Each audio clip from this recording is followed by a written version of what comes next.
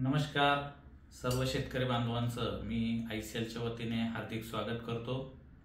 आज आपण ICLची एक ग्रेड 757 हिच्याविषयी माहिती घेणार आहोत।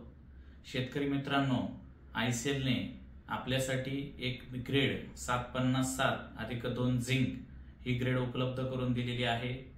या ग्रेडमध्ये जर आपण बघितलं, साधारणपणे 60% नत्र, 50% स्फुरद, 60% पोटॅश आणि 2% झिंक हा चिलेटेड स्वरूपाचा या ग्रेडची विद्राव्यता 1 लिटर पाण्यासाठी 400 ग्राम इतकी चांगली, तसंच pH जवळपास 3 अशी ही 757 ही ग्रेड आपण पिकाच्या सुरुवातीच्या काही वाढीच्या अवस्थेत जर आपण त्या ठिकाणी एकरी 200 लिटर पाण्यामध्ये 3 किलो घेऊन जर त्याची ड्रेंचिंग केली तर त्या ठिकाणी आपल्याला सुरुवातीला स्फुरद आणि झिंक युक्त असल्यामुळे मुळांची वाढ, शेंडा वाढ तसेच फुटव्यांची संख्या आपल्याला अधिक मिळताना दिसून येईल।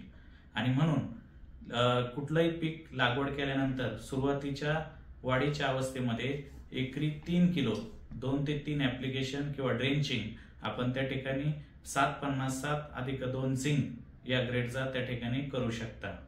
धन्यवाद।